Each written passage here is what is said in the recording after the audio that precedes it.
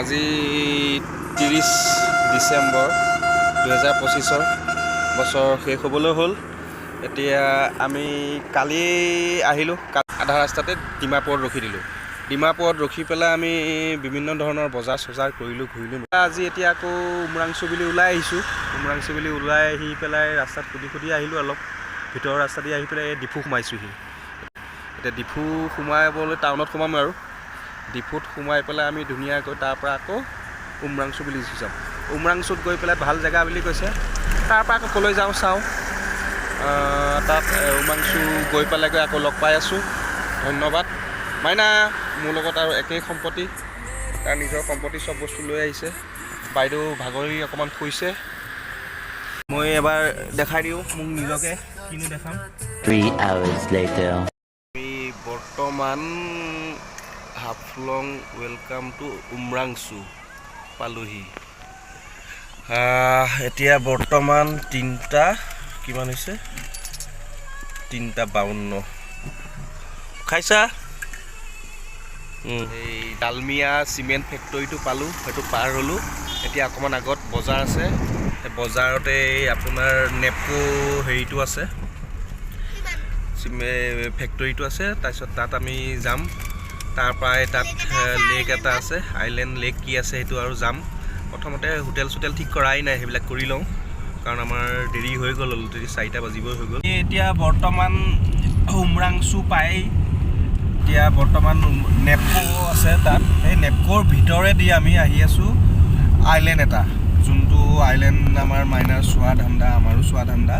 কেনেকুৱা ধৰণৰ আইলেণ্ড এতিয়া গৈ পেলাই গম পাম। দূৰৰ পৰা আমি দেখিলোঁ, ভালেই লাগিছিলে। ওচৰলৈ গৈ আছোঁ, নেপকোৰ ভিতৰেদি সোমাই আহিব লাগে। আহিলোঁ এতিয়ালৈকে আমি 2-3 কিলোমিটাৰ, কিমান দূৰ আৰু নাজানো। গৈ পাই দেখাম। এয়া পালোহি, এয়া চাওক পালোহি, এইখিনি পালোহি। আমি দূৰৰ পৰা এইবিলাক ঘৰ চৰবিলাক দেখিছিলোঁ, ইয়াতেই থাকে বুলি নাজানো, থাকে নাথাকে ইয়াত জেগা, ইয়াত থাকিম, নহ'লে গৈ থাকিমগৈ। এইটোৱে হ'ল উমৰাংচুৰ আইলেণ্ডটো মানে আগত আছে চাগৈ, ইয়াৰ পৰা যাব লাগিব।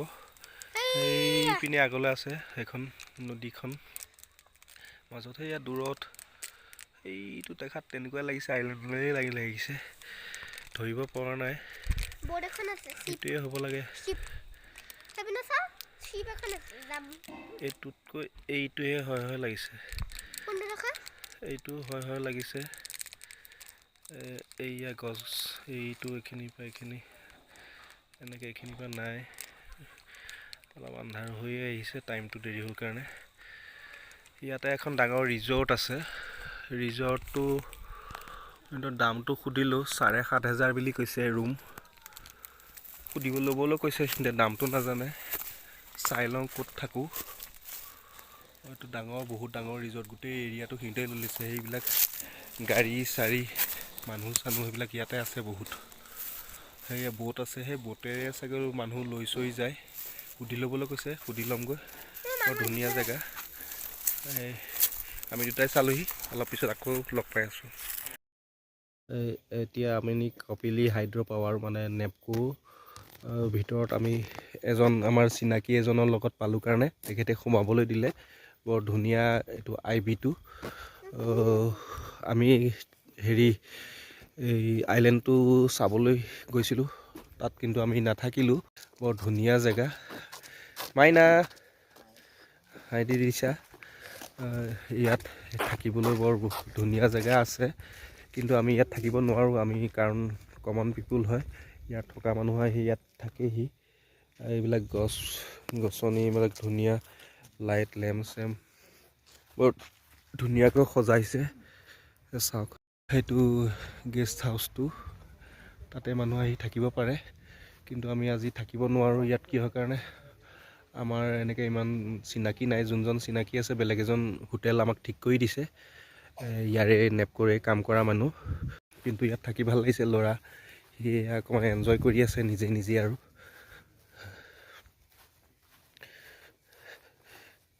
সেই গছডাল চাইছে মাইনা, সেই গছডাল।